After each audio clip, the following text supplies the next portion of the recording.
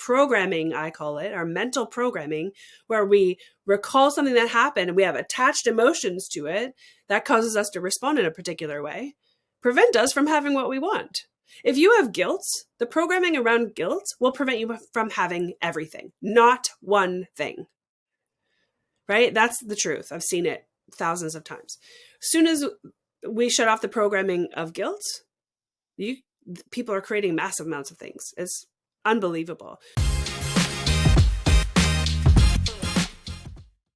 Hello and welcome to Get Yourself Optimized. I'm your host, Stephan Spencer. It's my pleasure to have Wendy Paquette with us. Wendy is the personal advisor and confidant to the world's top creators. She helps remove the programs holding them back so that they can actualize their deepest desires using a technique she pioneered and refined over the last 10 years called multidimensional timeline shifting. The result is self-actualization with extreme clarity. Wendy, it's so great to have you on the show. Thanks, Stephan. It's so great to be here. So first of all, I'd love to start off with your origin story. Let our listener know how you got into this, into the world of woo-woo, and what your crazy wildest story is. Oh my goodness. Okay. Well, first, I just wanted to shift that woo-woo word because it could be construed as that, but really it's science.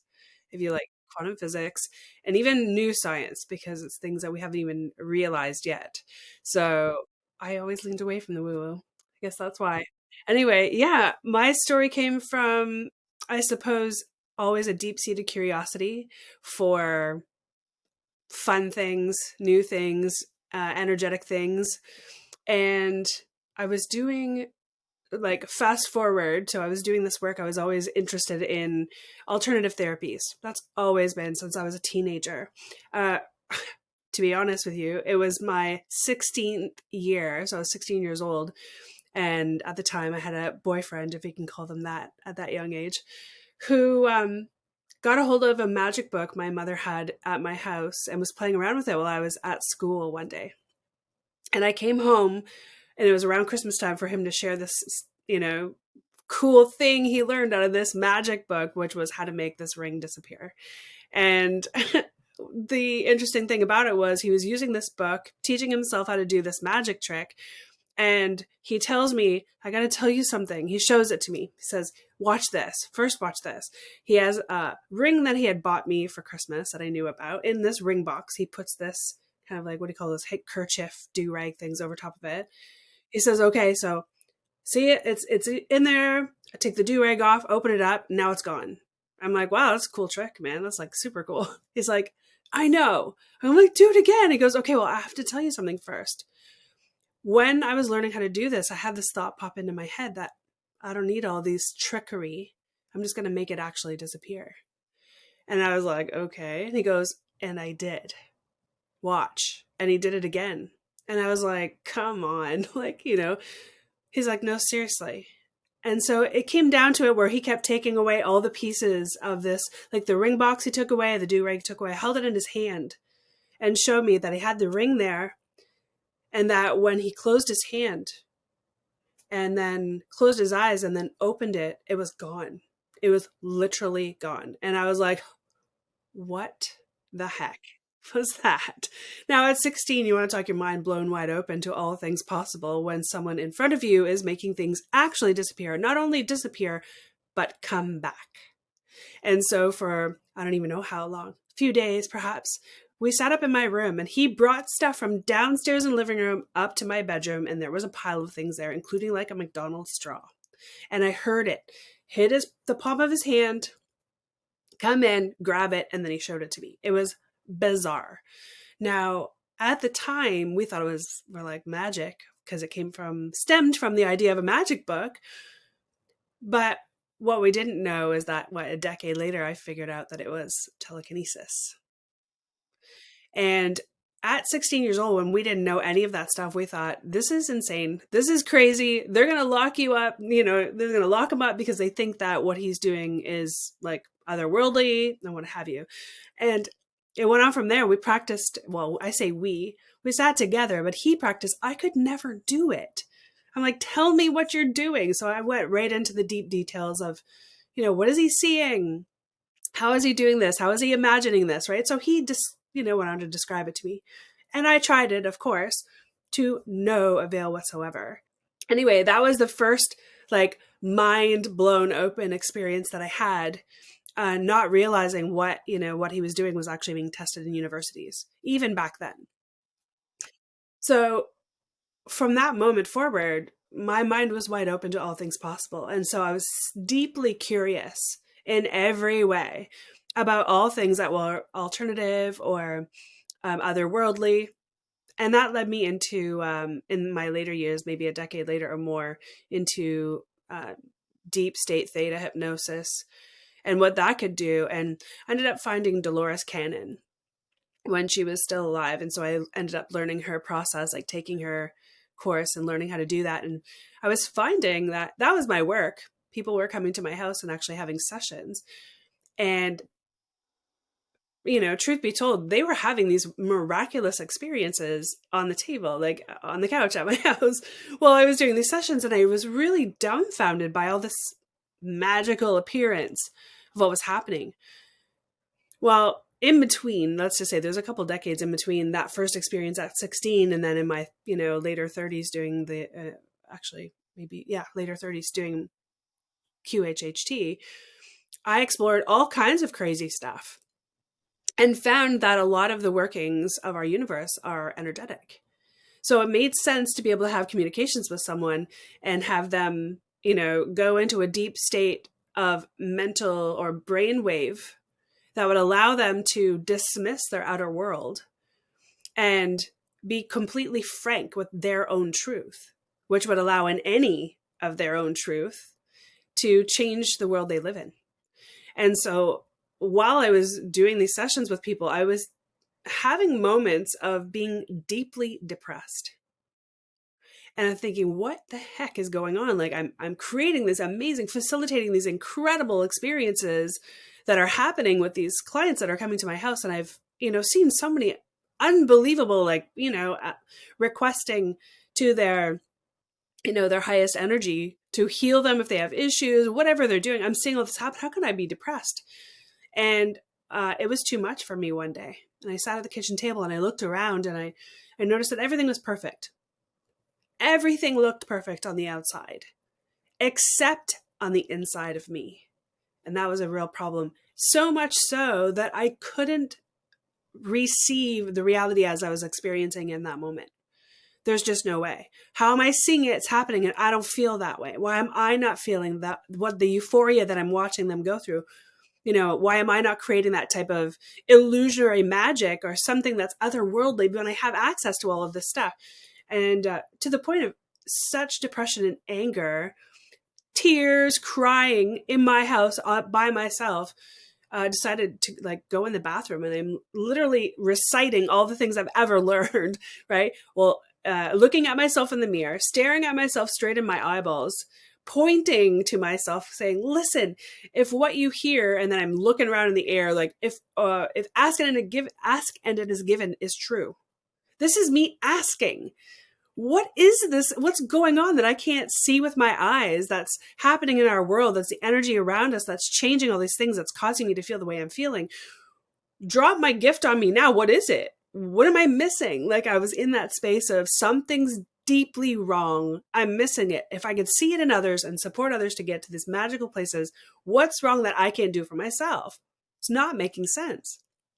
Anyway, in my, it was like a snotty, crying, screaming match with just the air, it appeared at the time, or the energy of the universe, but the air in my world, requesting, demanding to the point of like, drop my gifts on me now so that I can live on this planet joyfully, or pluck me off this godforsaken hurling stone in the multiverse because it sucks here and I'm not having fun and I don't want to live in a world that's like that. And so, maybe TMI, but all the great things happen in the bubble bathtub, right? So I throw myself in the bathtub. I meditate in the bathtub like every day for hours at a time.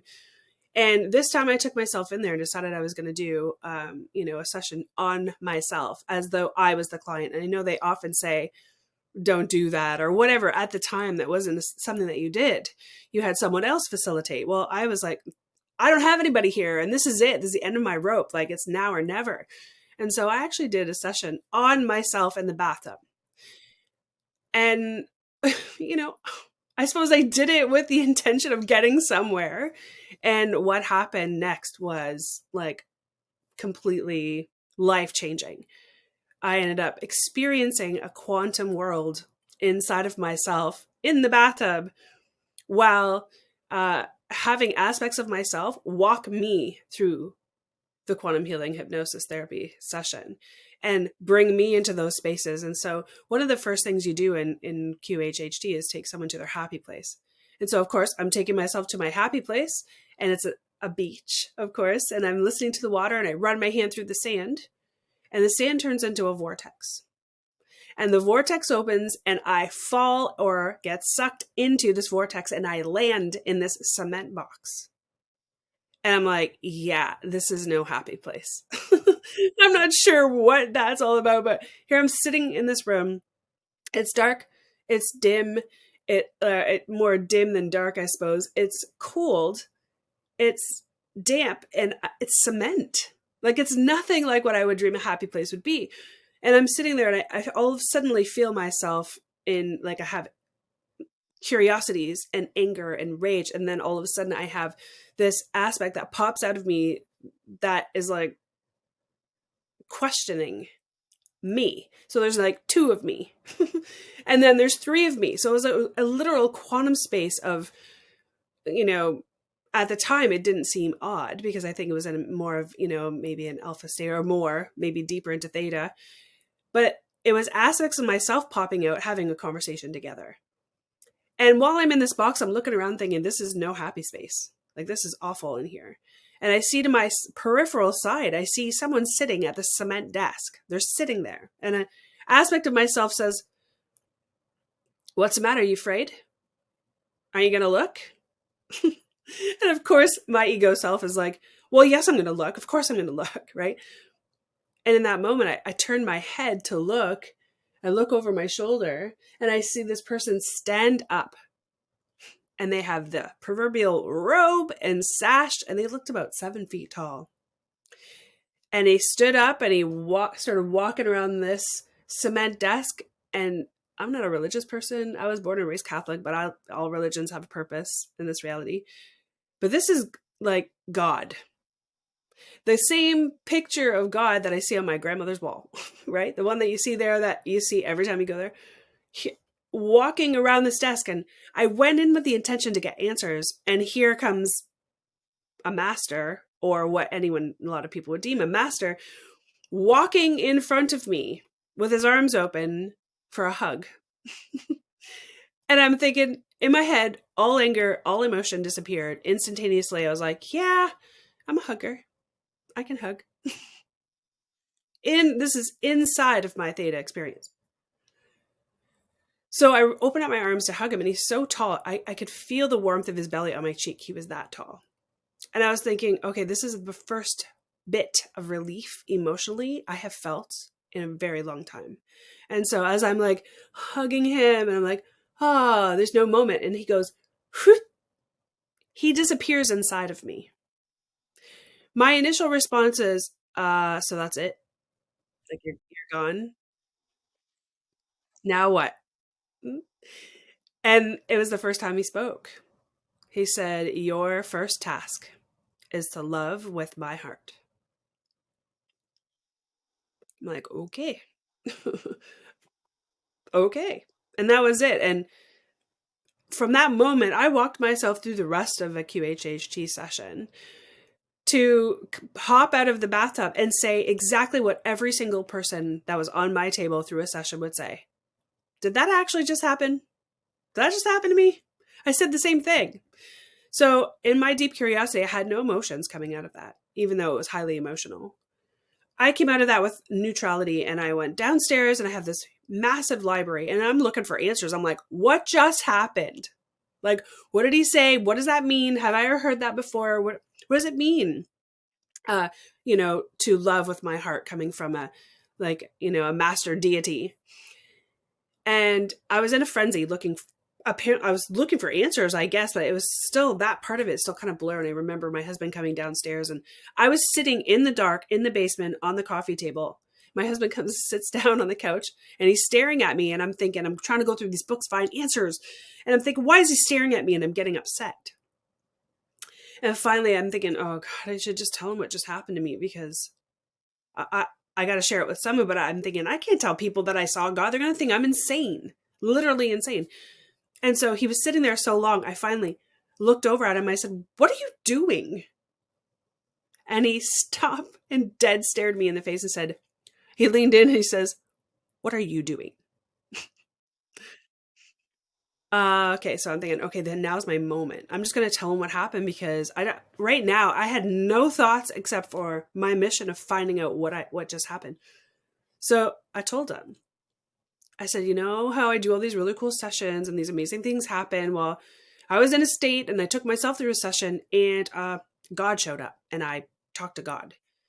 And at this moment, because I was saying it out loud, I think I realized it. Like I had actualized it into a real thing.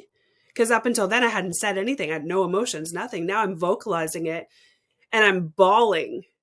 And this, like, tears are pouring out and all this emotion's pouring out. And I'm thinking he's going to judge me. And he looks at me and he's like, why are you crying? Haven't you ever heard of anybody seeing God before? Like, what?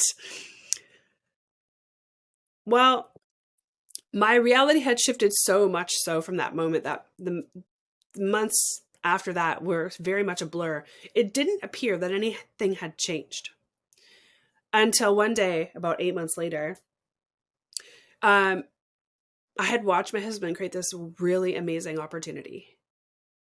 I mean, really amazing. It was to make a significant amount of money over the weekend. All he had to do was drive up to Toronto to learn some technique, come home, and he would have it. I watched him create that opportunity. I watched him have it come to him. And then I watched him deny it. That day came that he was supposed to drive up to Toronto. He decided he didn't feel like driving that day. It was raining, didn't feel like driving. And so didn't go. And of course, they took that opportunity away from him, and that whole thing just, disappeared.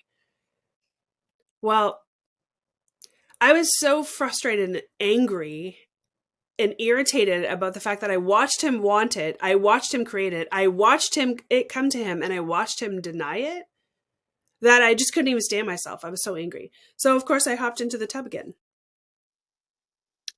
In the tub I go, and I'm thinking, I'm holding out my hand going, what am I going to do this? What is this? What is he being? And while I'm asking that question, I'm literally holding a ball of energy, and the energy is getting heavy in my hand. And I'm thinking, what is he being? He's being a person who creates opportunities and doesn't take them. And suddenly I paused and I thought, am I that? Am I?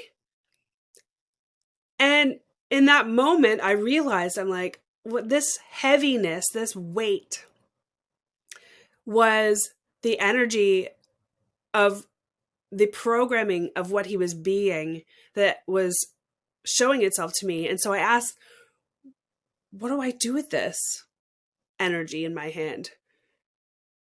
And of course I heard, you're going to love it with God's heart.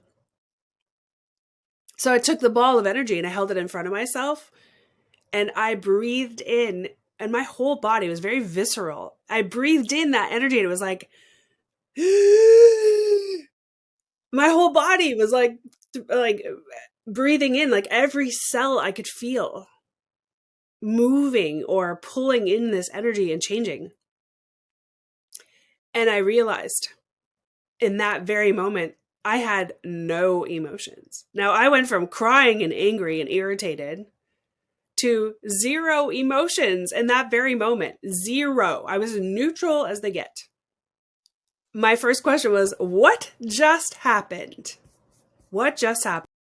And what I found was, I'm going to, reverse engineer what I just did. So I'm going to go find something else that irritates me about what my husband does. Poor guy. And I did it again. I reverse engineered what I had done to eliminate these like lower frequency emotions. And I did it again and it worked. And it was so profound. It was unspeakable. It was so profound. Just so happens that the next day, I went to a ladies' luncheon, and the woman that was running it was saying a bunch of words, and it was like, gosh, something feels off about what she's saying. So when she sat down to speak to me, she said to me, Wendy, do you have a message for me? Something, I feel like you got to tell me something. And I'm like, yeah, can I hear you saying these words, but something just feels off. Can I try something on you? And I tried it on her. And then I was like, look at that. Works on other people. Completely from an emotional state to neutral in a second. I was like, okay, I don't know what that was, but I know it works. And so from that moment forward, that was a decade ago now, I have learned to understand what that was. It was like I was a quantum physics experiment walking. I was witnessing like the two slit experiment where when witness changes. It was that. It was that in like real time that I was being it instead of watching it. It was freaking bizarre. But what occurred was my only knowing was the facts and the truth. What's happening? Well, people are going from having an emotional state or being triggered by something to absolutely not being triggered whatsoever instantaneously.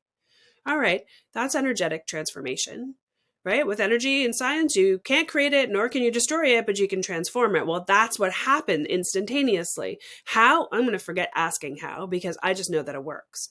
So I've spent a decade understanding it better from all aspects of science, which it is, and new science, which I'm receiving on a regular basis to understand how we can function in this reality by instantaneously transforming the belief systems that we bought about ourselves into a neutral and also known as joyful state that impacts absolutely everything that we do instantaneously. So when we come into those same scenarios where we once were triggered, we don't have a response that's triggered anymore. We have a memory of how we used to respond, but we do not respond emotionally at all. We're not triggered whatsoever. Now imagine having that with anything that has occurred in your reality all the time. So instead of going from emotionally triggered by whatever happened in your childhood, whatever traumatic experience, and every single human on this planet has had one that they can speak of. I haven't met somebody who hasn't had one, including myself, which we drag around with us as emotional baggage and most often identify with it, which prevents us from having what we really want. Always. We attach guilt to that and all things that we've chosen that we think maybe we shouldn't have based on judgment or rules or anything, the societal rules or government rules or what have you. We drag those lower frequency emotions around with us, and then it indicates how we get to live the rest of our lives. So we can have this big, massive dream that we can't actually have, and we can't actualize it because our baggage won't let us. Our emotional triggers, our programming, I call it, our mental programming, where we recall something that happened and we have attached emotions to it that causes us to respond in a particular way, prevent us from having what we want. If you have guilt, the programming around guilt will prevent you from having everything, not one thing. Right? That's the truth. I've seen it thousands of times. As soon as we shut off the programming of guilt, people are creating massive amounts of things. It's unbelievable. So what's actually occurred now is I've got a process to identify the programming, the mental programming that people carry that's attached to emotions that is in their mind, that we can turn it off. So now it shows up differently, right? Imagine a decade of understanding energy and seeing all kinds of crazy stuff. I'm now able to see in this matrix, in this reality, the binary sequencing of the programming that we carry in our mind and shut it off because it runs as zeros and ones, and it's a one when it's running, and then turn it off to a zero and it stops running and has an energetic shift in your reality, an emotional transformation. And this is what you call the multidimensional timeline shifting. That's exactly what it is. Yeah, exactly. Because we're on timeline. So we don't actually change ourselves. we transform that frequency and move to a timeline where that frequency no longer, the older one doesn't exist, like the emotional one doesn't exist any longer. So we're shifting timelines. And how it works really is I work with people with their vision, because the vision is what's going to direct the timeline you want to be on. So what do you want to experience in this reality? What does it look like? Like, let's walk on the pathway. So it's not a psychic experience where you're reading people's stuff or whatever. It's more of an in the moment, let's look at the pathway, let's look at the timeline you're on now. Where do you want to be? And then I can see the programming that's in the way. Instead of going into like, what baggage do you believe that you're dragging? We go into, what do you want? It's more about how quickly we can get there. And moving these programs out of the way creates it instantaneously, energetically. And then we just get to walk through the timeline path as a regular journey. But you don't have all that emotional baggage sticking around. So there's no need to have it anyway. But as humans, we create attachments to things, and that's why it sticks around. Not because it has, any value per se, but things do happen and they're memories, and you can acknowledge that, but you don't need to have the emotional fuel to let it drag you down. So this reality is for experiencing things, living life joyfully, despite what's happening around us. That's how the outside world changes. When we change the inside world, the outside world changes. So if you don't like what you're seeing with all the stuff that's happening in the world, and you think, oh, I'm only one person, I can't change anything, I want to call BS on that one. Because the inside of you, that mental shift that happens, changes the outside world. The outside world is a direct reflection of the inner world. Right. So you're programming your holographic matrix just by your Yeah, absolutely. thoughts and feelings and your beliefs. That's exactly what happens. I liken it to a computer. So, just like you have a computer, it's the hardware, right? And you have the programming, it's the software. And then you have the actual, like when you're in there, I would say when you're looking at a computer, remember back when the monitors of the computer were black and green? There was a big like green cursor that would blink. And I'm probably aging myself, but so that's what it was, right? And a programmer programmed it so that we can see the monitor and see the black and green cursor, or the black screen with a green cursor, and then you put in your, whatever you want to put in there. Well, it was a programmer that programmed that to do so we can see it. So if our skin suit or our body or our mind is the computers, the hardware, sorry, I should say our brain is the hardware, our mind is the programmer. What we decide is true, what we've been through, what we make up about all the things, we're programming ourselves as we go. So that programming never ends. It's consistently, while you're living, that programming is, happening. Whether you programmed your brain to see negative things all the time or experience negative things based on your past, that's something that's been programmed most often unconscious and subconsciously. When you're conscious, you're wondering, what the hell's wrong with me? Why do I have all these crappy things happen? Why can't I have what I want? Right? You're asking those questions because you see other people have it and you can't understand why you can't. It really should be that easy. And to be honest, Stephan, it is. Right? Because the programming piece, the programmer is you. You're programming it. Whatever you decide is true is. Whatever you believe to be true is. Every single word of it. So if you believe you're not good enough, you're not. If you believe that you're not capable, you're not. If you believe you can't have it, you're not. You won't. It's whatever you program, those statements are all programs. Whatever you decide is true is. Now, you're wondering, well, how do I change that? That's the thing I've been doing for the last decade is, as I grew into understanding this energetic reality, I was able to see with my eyes, right? And my inner sight, and know the energetic frequencies that are in your brain as programs. I can see them as binary sequencing. And they're identified by words, emotions, everything else, the whole 9 yards. All the data in this matrix is there. It's there for me. It's there for you. The difference is I can see it and read it. I can also, I'm the programmer. I can turn it on, turn it off. I can edit it. I can do whatever I want with it, just like you. The only difference between whether you can do it or versus like, I know that I can, is that you have programming that's preventing you from actually believing that you can do it. So interesting. Yeah. So do you see auras or do you see some sort of vision around people where the programming is, the different belief systems or their potentialities? What do you see? Well, it's not a psychic experience. So it's not like, okay, I'm going to see, you're going to say to me, okay, Wendy, what do you see? It's not like that. I can see it's infinite. Your reality is infinite. Infinite timelines. There's infinite yous on infinite earths in the world you live in. They're all there. So tell me what you want. What do you want to create in your world? What pathway are you on? And what do you think is in the way? And from that space, I can see all of the programming on this timeline. It's very specific. Where do you want to be? Where are you at? Let's look at it from that perspective. Could I tell you all the other programmings that are here? Yes. And guess what? They're all there infinitely. But what's going to impact your physical reality right now is, where do you want to go? What do you want to do? What do you want to experience? How do you want to play in this like earthly reality in this skin suit?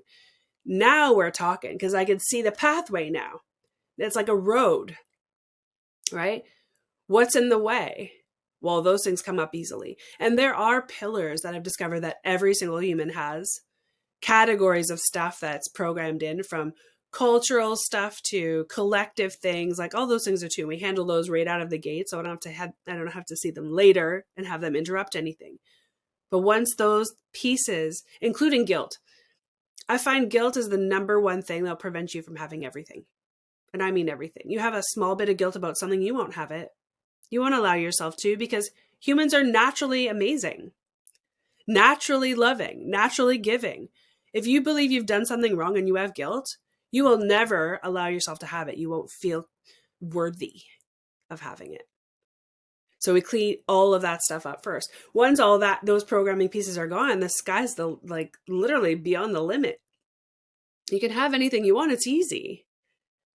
It's just discovering, like, well, what do I really want? Because some people, they bullshit themselves.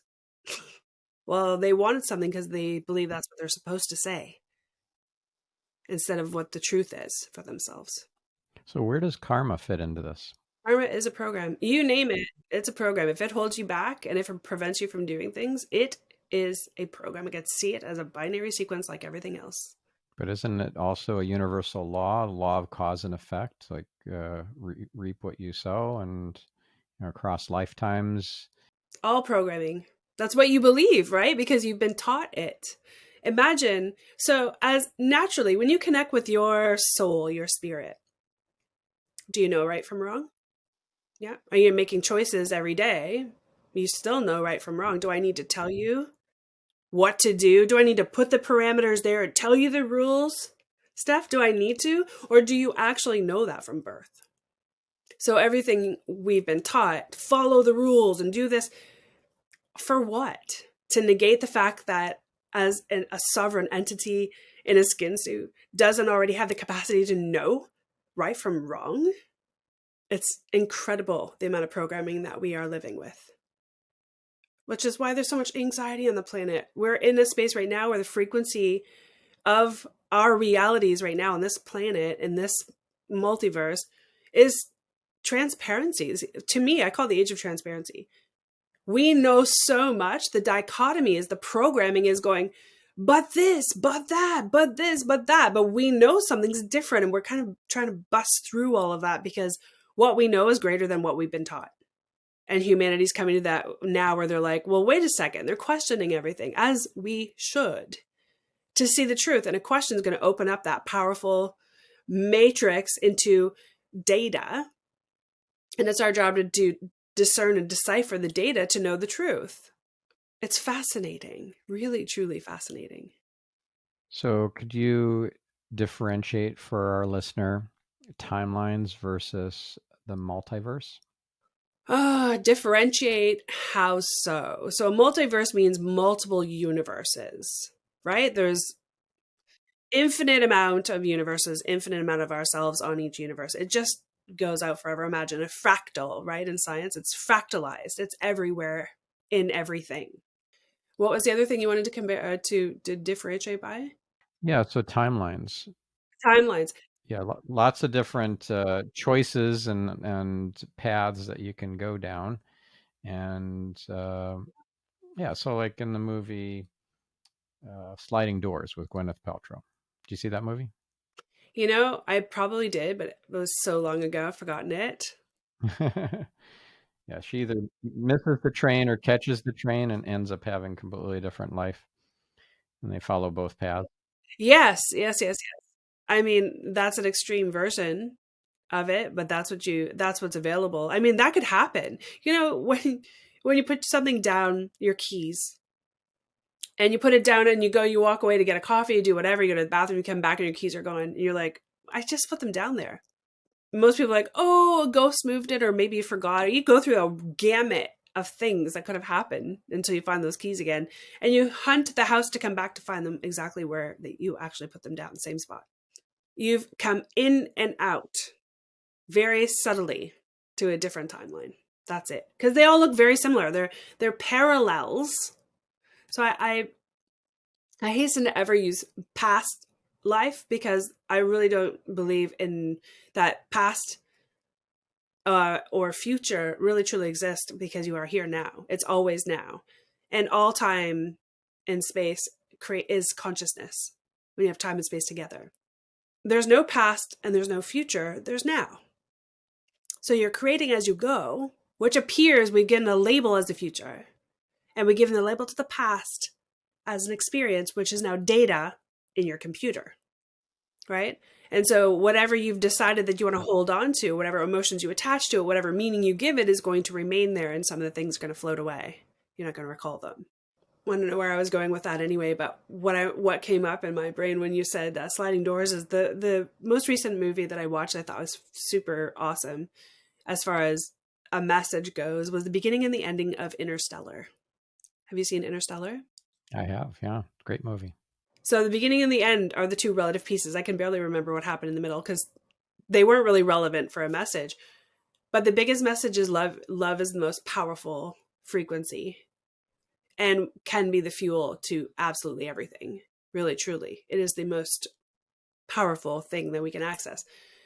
In Interstellar, it was the beginning showing the little girl, like saying, "Oh, there must be a poltergeist in my room because the books keep popping out." And that by the time you hit the very end, and spoiler alert for anybody who has not seen it, they go through, right, like the black hole into this quantum space where all of the timelines are available, and he's hunting through to find where his daughter is.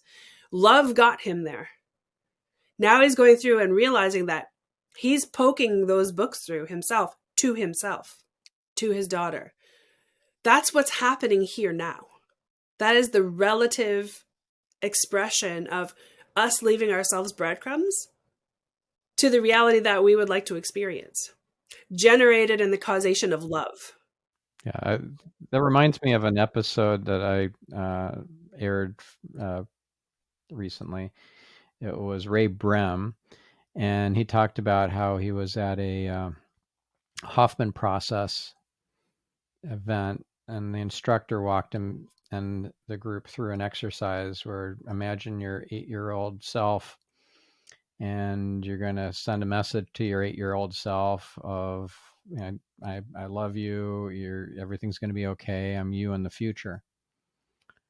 And at that moment, I'm kind of butchering the story a bit, but at that moment, he remembered, like, wow, that's right. I did have an experience at 8 years old of that when I was feeling really depressed. And he went through that same process and remembered how he heard in his head, I love you, and everything's going to be all right. I'm you in the future. So what a time paradox for diehard materialists. Like, how do you reconcile that one? But it sounds kind of similar to what you were talking about with the time uh, paradox in the Interstellar movie. So really cool. Yeah, absolutely. So imagine if that's what's happening now. And it is. It's you everywhere you look. So one of the first things that I teach is how to identify these limiting programs that you have bought about yourself, how you're carrying them around with you that are creating these limitations that you're living. How do you identify them? Right? And I'll teach it to you right now. It's as easy as this.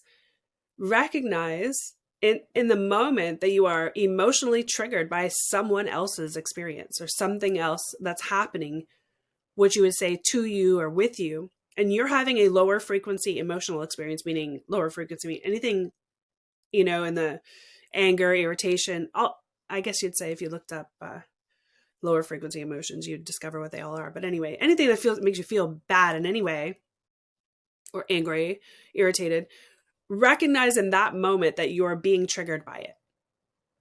And ask yourself, what are they being? What are they being right now while I'm being triggered? Most often, for simplicity's sake, I would say people say, well, judgmental, they're judging me. Why are they judging me, right? They're judging me, they're whatever. That judgment that you're recognizing in someone else is actually the reflection of a program that you're carrying, right, in your programming, that's out of alignment with your true nature as source energy. How do you know? Because you're emotionally triggered by it. It's being reflected by someone else. People say, well, what happens if something beautiful happens? I go, also a reflection of you. Like, we're only right now identifying the limiting programming that you have. How do we identify it? Once you start understanding that you are identifying limiting program that you created and you bought about yourself, and it's only true because you decided so, without even changing it, your acknowledgement that you created it is going to shift your perception just slightly to release some of the attachment that you have to this reality sucks, or this life sucks, or, I never get what I want, or what have you. It doesn't turn it off completely, but it certainly allows you to practice recognizing that, holy crap, I bought a lot of crap, right? Oh, I bought a lot of limiting programs in my life without realizing it because I'm so angry all the time, or I'm so sad all the time, or I feel so like I got the crappy end of the stick. Bad things always happen. Or because of, when you do like a causal reality, because I was abused as a child, because I had an abusive spouse, right? I behave this way, or I won't let somebody else in. Whatever that's limiting. You're limiting your experience on this reality by believing that. Now, I'm not saying it's not true. I'm not saying it didn't happen. It was a fact in the moment that occurred.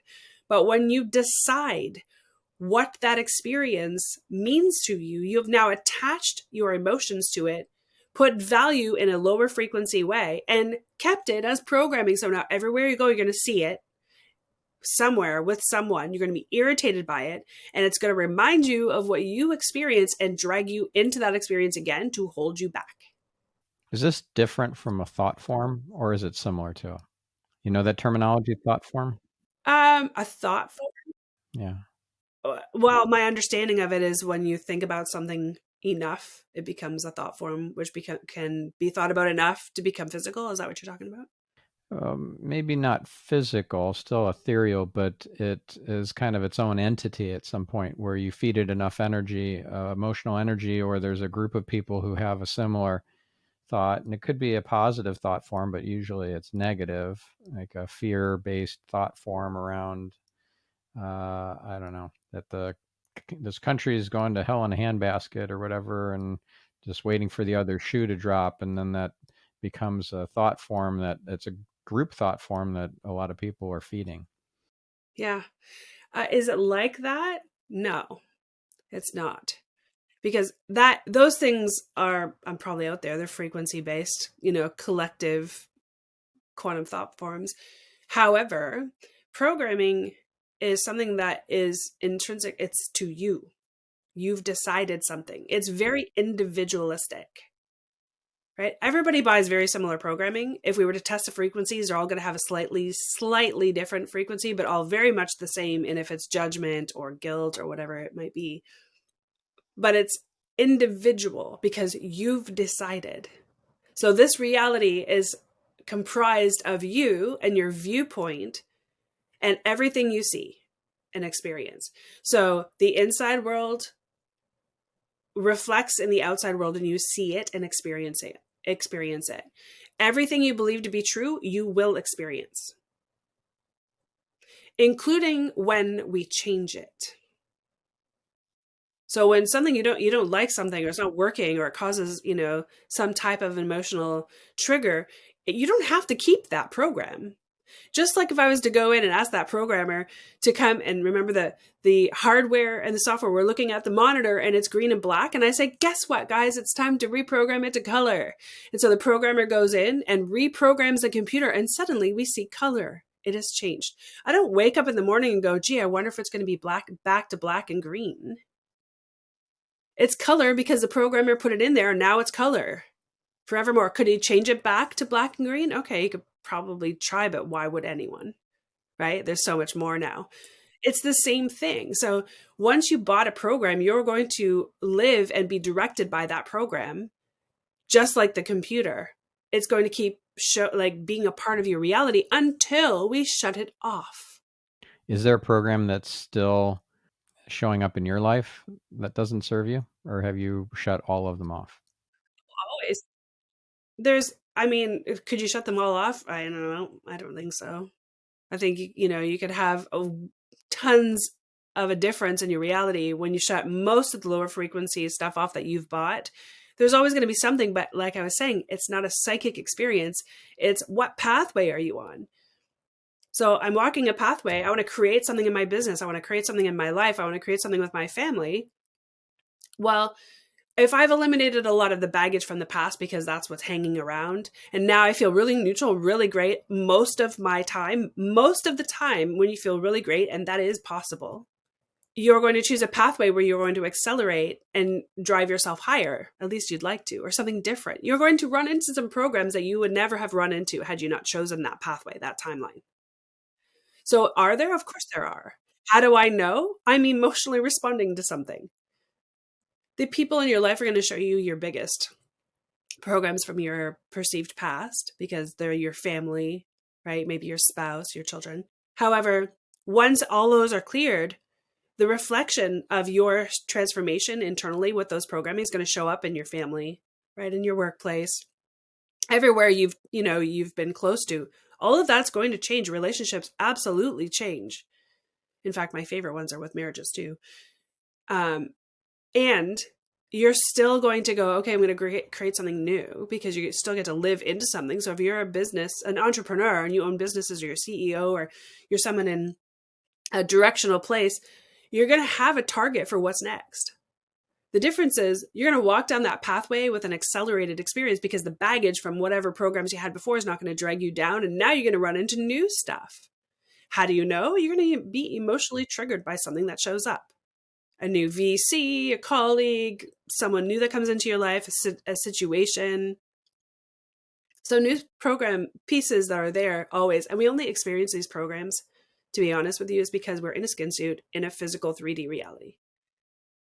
Right? When you go beyond this experience, you don't have anything to be emotional about. There is no emotions to experience, because you don't have a skin suit that allows that privilege to experience something that's emotional. Right? It is something that we negate all the time as being a privilege, because it's beautiful to feel love and peace and joy. Right? So why wouldn't we eliminate all the programs that aren't creating that experience in this reality now? It's such a short experience here.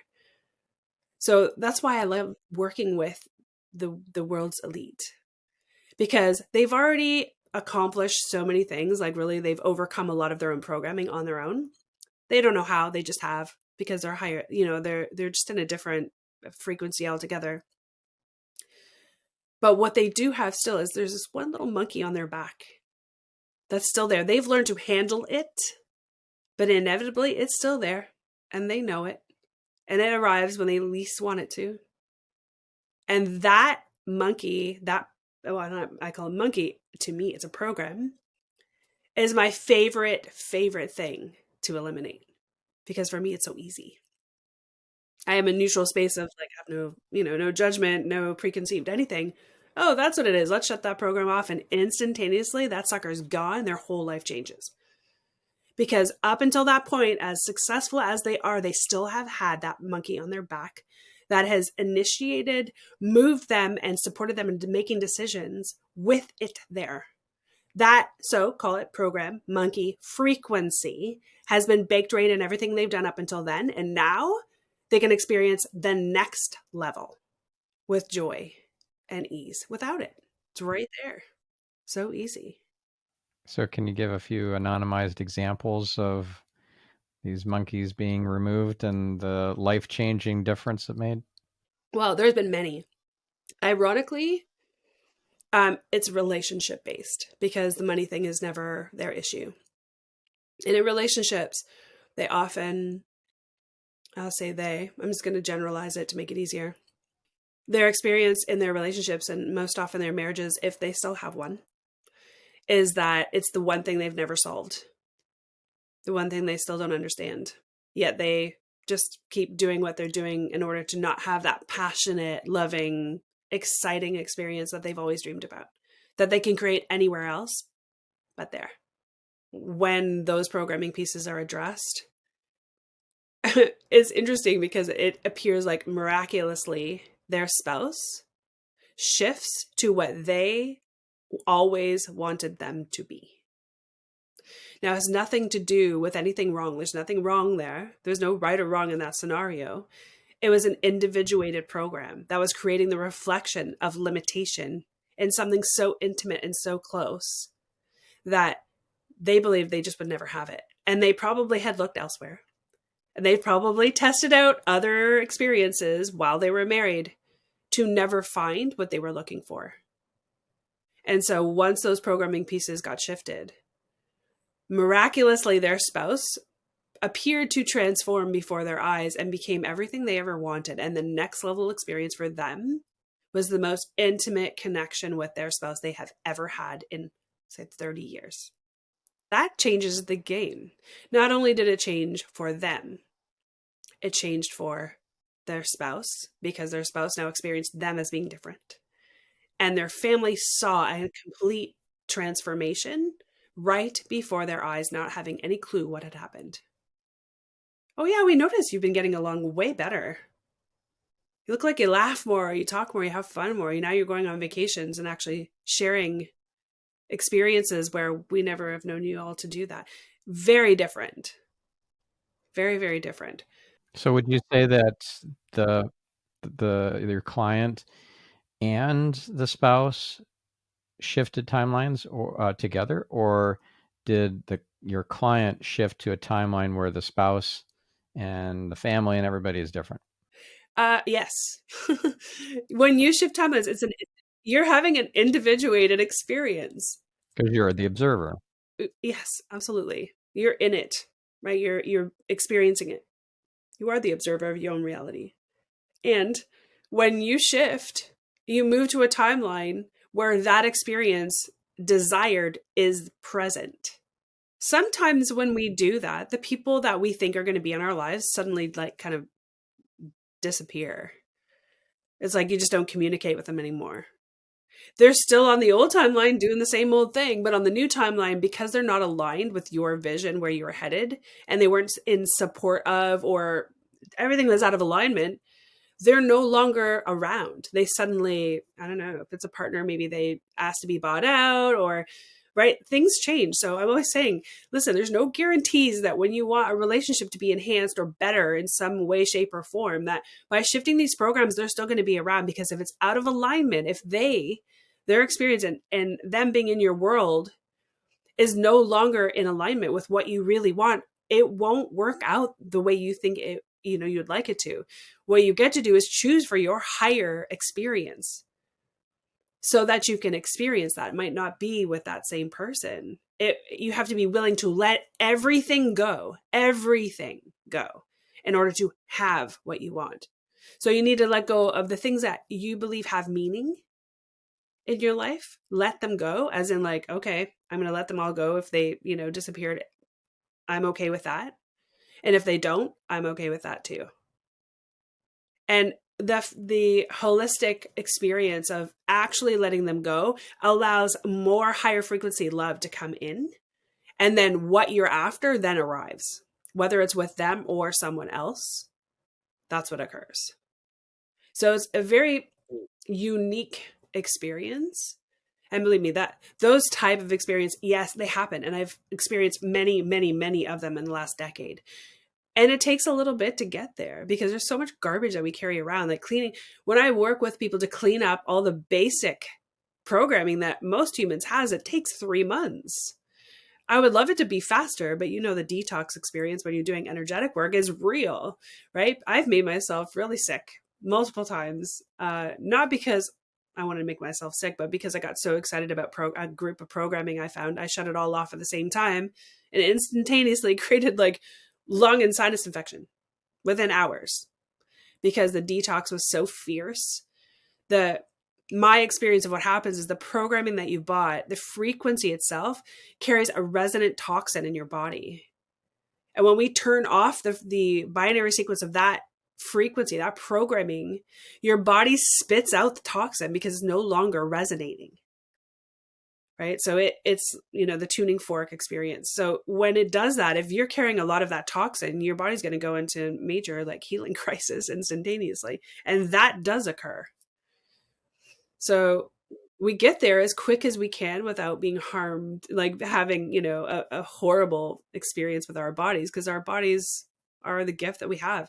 We're individually based as the beautiful gold and gift that we are, right? Being like someone else is an interesting concept to me.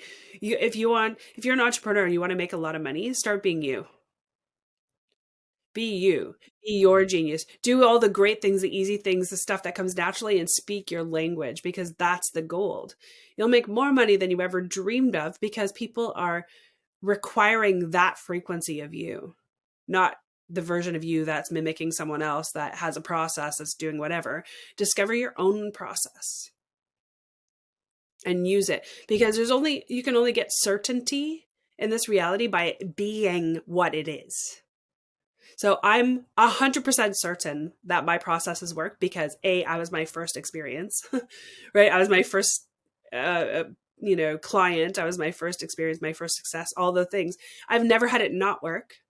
And I am absolutely certain of the changes that I've seen and witnessed in the world, not only in my life for when I shift programs, but for my family and for my children and for my friends and for every client that's ever arrived. And they go through a very similar arc and where they're headed. Some people only want to clean up all the old stuff and, go off and be free. After 3 months, they want to do their own thing and have so much fun, and they do.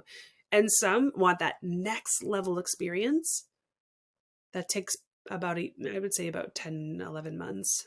And they step into something that they don't even recognize themselves as, which is amazing.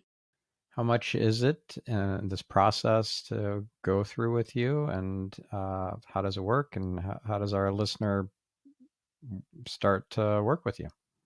Well, how much it is will depend on the time frame, and I don't work with everyone. This is a unique experience, and it's not everyone's thing. I'm not for everyone. I'm 100% certain of that too. But how it starts is with a timeline assessment. I want to see, it's an aligned thing, right? I only do one-on-ones at this point. I have a couple of workshops and things, but that's aside from this work individually, getting there, turning off the programs. It's one-on-one. So you got to be ready and give yourself an opportunity to see if we're a great match together first. And then, I hate to say that I'm picky and choosy. It's not that.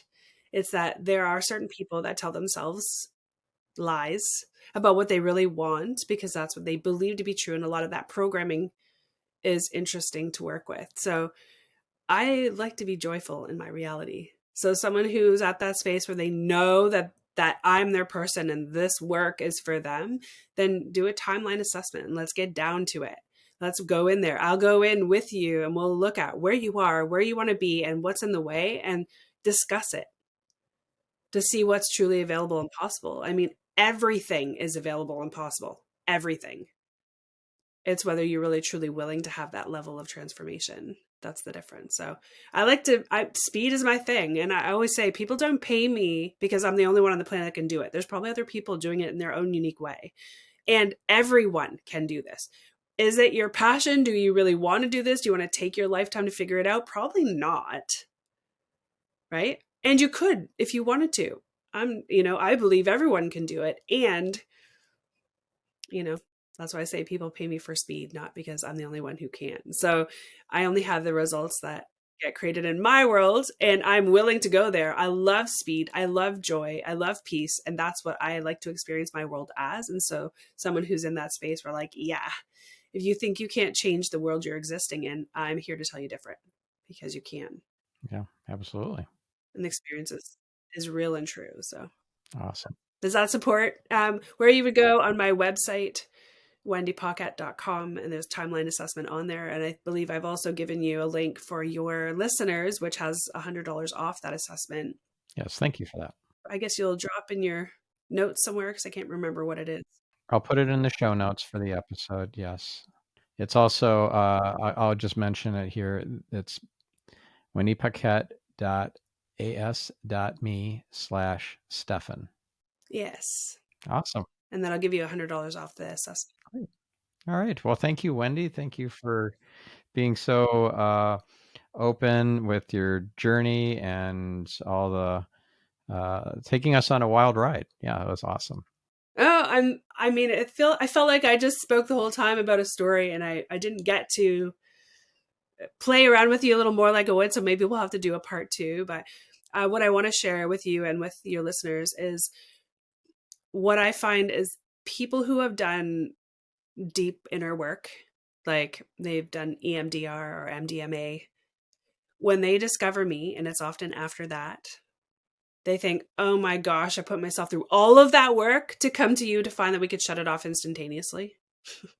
So I'm sharing with you because that is the common response after someone has put so much time, energy, and effort into doing that. So I would say, I guess this is a pre-notion. If you're considering those other therapies, I know that they work. They are exhausting. And if that's what works for you, I have nothing against any other process ever. But that is a common thing. Most of my clients have done that work and thought, God, if I knew this before. Or if somebody told me that, I probably have believed it wasn't true because I need to go through all that pain in order to get to this place where I'm willing to receive it. But I would feel remiss if I didn't share that aspect because I hear it so much. Yeah. But if somebody went through it already and they got some results, but it was hard won, this is a earth school, it's this is where you're going to have experiences and earn whatever medals that you've achieved, and then you're going to find shortcuts and Easter eggs in the video game as well. That's true. Good point. Thank you for saying that. Yeah. Awesome. Well, thank you, Wendy, and thank you, listener. Thank you, listener, for being open-minded and listening all the way through. It may challenge some of your beliefs, so perhaps take a moment to write down what your beliefs are and run Byron Katie's 4 questions and the turnaround. That's an old episode on this show, but is it true? Can I know with absolute certainty it's true? What would my life be like if this thought didn't exist? And how does this thought make me feel? And see if that thought maybe doesn't serve you anymore, that belief, and can be chucked into the bin. We'll catch you next episode. I'm your host, Stephan Spencer, signing off.